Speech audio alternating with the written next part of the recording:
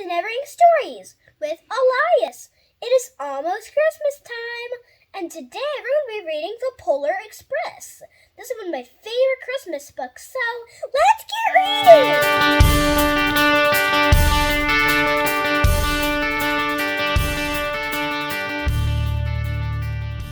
The Polar Express. Written and illustrated by Chris Van Allsburg. On Christmas Eve, many years ago, I lay quietly in my bed.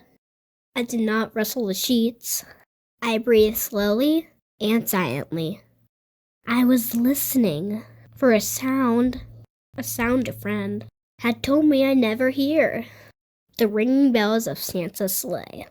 There is no Santa, my friend had insisted, but I knew he was wrong. Late that night, I did hear sounds, though not of ringing bells. From outside came the sounds of hissing steam and squeaking metal. I looked through my window and saw a train standing perfectly still in front of my house. It was wrapped in an apron of steam. Snowflakes fell lightly around it. A conductor stood at the open door of one of the cars. He took a large pocket watch from his vest, then looked up at my window. I put on my slippers and robe. I tiptoed downstairs and out the door. "All aboard!" the conductor cried out. I ran up to him. "Well," he said, "are you coming?" "Where?" I asked. "Why, to the North Pole, of course," was his answer. "This is the Polar Express." I took his outstretched hand, and he pulled me aboard.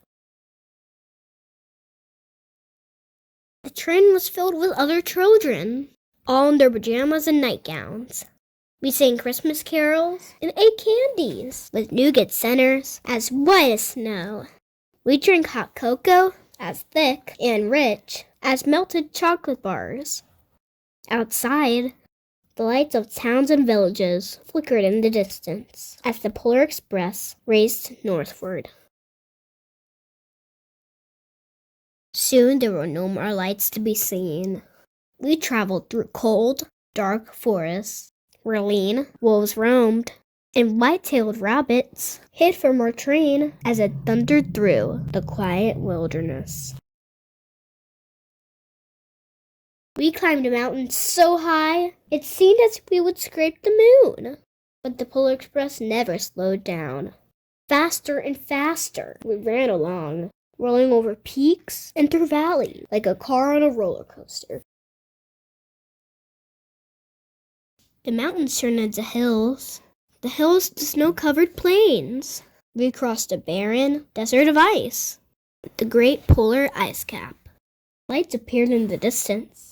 They looked like the lights of a strange ocean liner sailing on a frozen sea. "There," said the conductor, "is the North Pole." The North Pole. It was a huge city standing alone at the top of the world, filled with factories where every Christmas toy was made. At first, we saw no elves. "They are gathering at the center of the city," the conductor told us. "That is where Santa will give the first gift to Christmas." "Who receives the first gift?" we all asked. The conductor answered, "He will choose one of you." "Look!" shouted one of the children. "The elves!" Outside, we saw hundreds of elves as our train drew closer to the center of the North Pole. We slowed to a crawl. So crowded were the streets with Santa's helpers. When the Polar Express could go no farther, we stopped, and the conductor let us outside. We pressed through the crowd to the edge of a large open circle. In front of us stood Santa's sleigh. The reindeer were excited. They pranced and paced, ringing the silver sleigh bells that hung from their harnesses. It was a magical sound, like nothing I've ever heard. Across the circle, the elves moved apart, and Santa Claus appeared. elves cheered wildly. He marched over to us and, pointing to me, said, "Let's have this fellow here." He jumped into a sleigh. The conductor handed me up. I sat on Santa's knee, and he asked, "Now, what would you like for Christmas?" I knew that I could have any gift I could imagine, but the thing I wanted most for Christmas was not inside Santa's giant bag. What I wanted more than anything was one silver bell from Santa's sleigh. When I asked, Santa smiled. Danny gave me a hug and told an elf to cut a bell from a reindeer's harness. The elf tossed it up to Santa.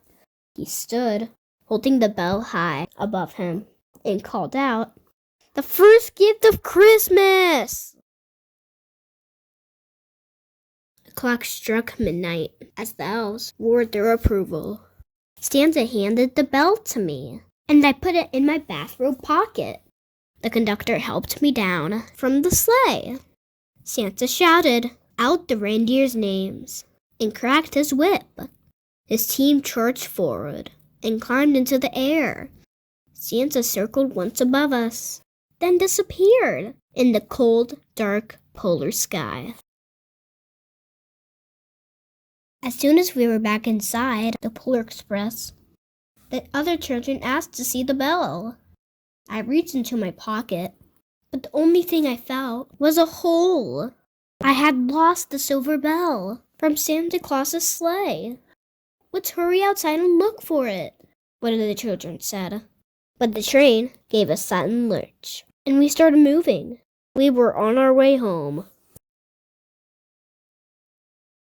It broke my heart to lose the bell. When the train reached my house, I sadly left the other children. I stood in my doorway and waved goodbye. The conductor said something from the moving train, but I couldn't hear him. "What?" I yelled out. He cupped his hand around his mouth. "Merry Christmas!" he shouted. The Polar Express let out a loud blast from its whistle and sped away. On Christmas morning, my little sister Sarah and I opened our presents. When it looked as if everything had been unwrapped, Sarah found one last small box behind the tree. It had my name on it. Inside was the silver bell. There was a note. "Found this on the seat of my sleigh. Fix that hole in your pocket. Signed, Mr. C." I shook the bell. It made the most beautiful sound my sister and I had ever heard. But my mother said, "Oh, that's too bad." "Yes," said my father. "It's broken." When I shaken the bell, my parents had not heard a sound. At one time, most of my friends couldn't hear the bell. But as years passed, it fell silent for all of them. Even Sarah found one Christmas that she could no longer hear its sweet sound. Though I've grown old, the bell still rings for me, as it does for all who truly believe.